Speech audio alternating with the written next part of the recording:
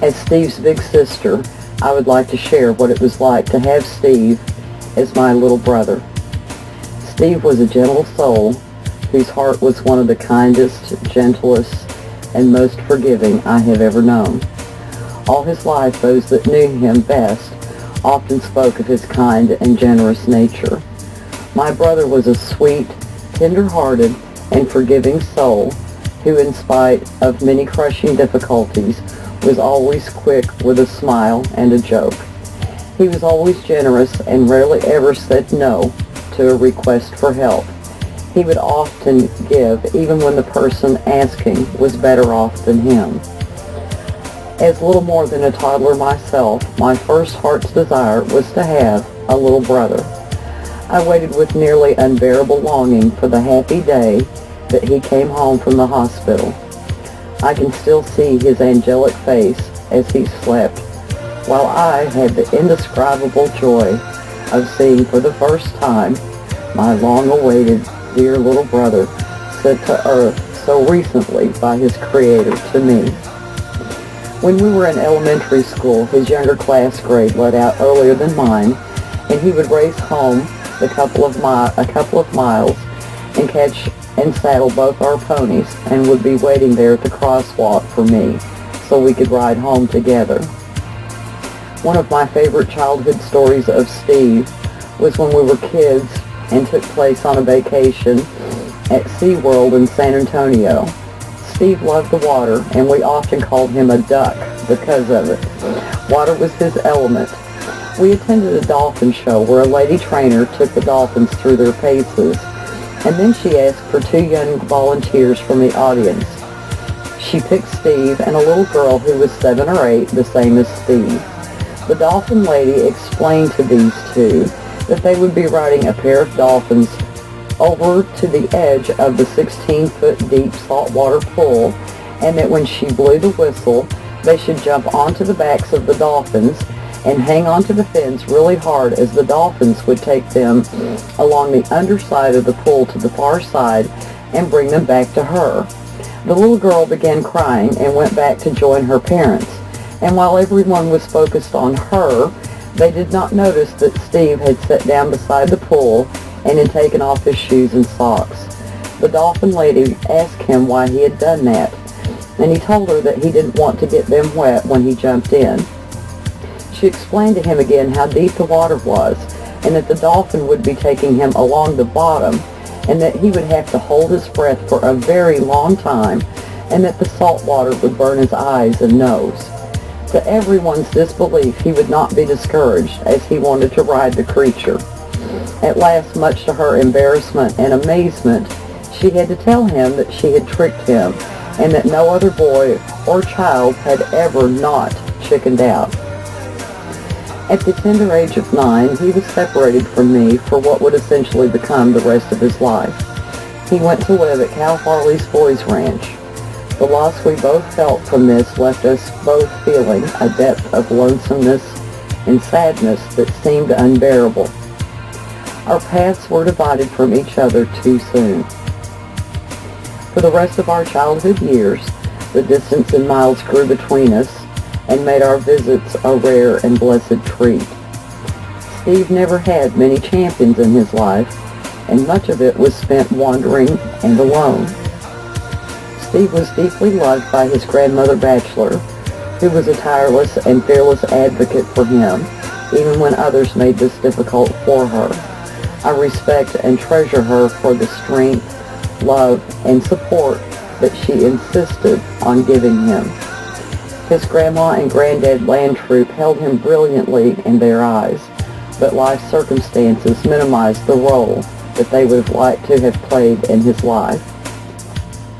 Steve worked for a number of years, each employed as an electrician, a truck driver, and for the city of Amarillo, struggling with a back injury that he had gotten while helping another. This injury made it painful for him to work and even more difficult to find employers who were willing to hire him because of it.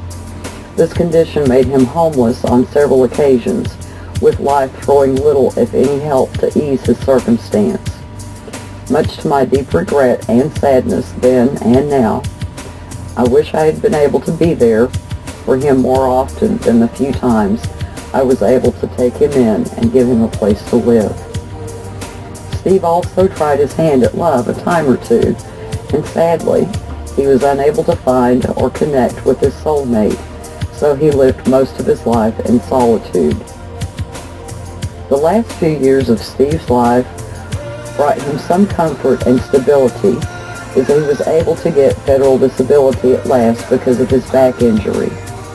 It pleased me greatly to know that he had a roof over his head at last to call his own, modest as it was, where he could finally relax without the heavy burden of wondering how he would keep warm or where his next meal was coming from. I liked the thought of him being free to enjoy his days at last without having to do daily battle with the very basics of survival. If anyone had earned a well-deserved rest and the opportunity for quiet enjoyment, it was Steve. Steve and I only saw each other a couple of times over the past 20 years as I left Amarillo and moved increasingly far away. The fact that I have spent so little time in this life with him has always been a heartbreak. Over the years, we have bridged the distance across the miles with regular phone calls. A few short months back, I began to hear a worrisome cough as we would visit, and it seemed serious to me, and I think to him too, but he laughed it away as he preferred not to go through the ordeal of modern medicine. It made me very sad, but I understood his choice. I knew his time was limited, but I had no idea how short it would be. After several days of calling him and not getting him, I was advised to call the hospitals, which is where I found him. My heart sank, but I was able to reach him. He could barely speak, but he assured me he would be fine. Even then, he did not want to alarm me, and his thoughts were for my feelings above his own. It is the most profoundly sad pain that I will bear that I was not able to be there with my sweet, dear, precious little brother, to hold his hand and look him in the eyes so he could feel the love in my touch and see it in my gaze. I wish I could have been there with him and for him in his final days and hours on earth, so that he could know that he was sweetly treasured and deeply loved and will be achingly missed. I would also like to express the deepest gratitude that I have, and that I know Steve felt as well, for Boys Ranch, who has been so beautifully and lovingly represented and championed for him in the person of Kim Reeves, who takes her role as an alumni advocate quite seriously and with great compassion and love. She has taken it upon herself on Steve's behalf to make sure that his last wishes are carried out and that his life and passing reflect the respect, dignity, honor, and most of all love that he deserved. The pain that I feel now is selfish for my own loss, and knowing I can no longer pick up the phone and just talk to him. But for him, I feel a great relief, because I know that Steve has shed this hard life of much suffering and is free and is surrounded by those gone before him, who now welcome him back from his journey into their loving arms, where he is honored as a treasured and precious soul. This poem reflects the gift that he has always been to me, and he will be sorely missed. On loan from God. I'll lend you for a little while a child of mine, God said, for you to love the while he lives and mourn for when he's dead. It may be 6 or 7 years, or 42 or 3, but will you, till I call him back, take care of him for me? He'll bring his ways to gladden you, and should his stay be brief, you'll always have his memories as solace for your grief. I cannot promise he will stay, as all from earth return, but there are lessons taught below that I want you all to learn. Please shelter him with tenderness and love him while you may, and just for having loved him, forever grateful stay.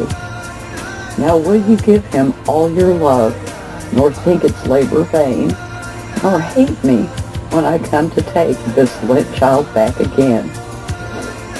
I fancied that I heard them say, Dear Lord, thy will be done. For all the days this child will bring, the risk of grief will run.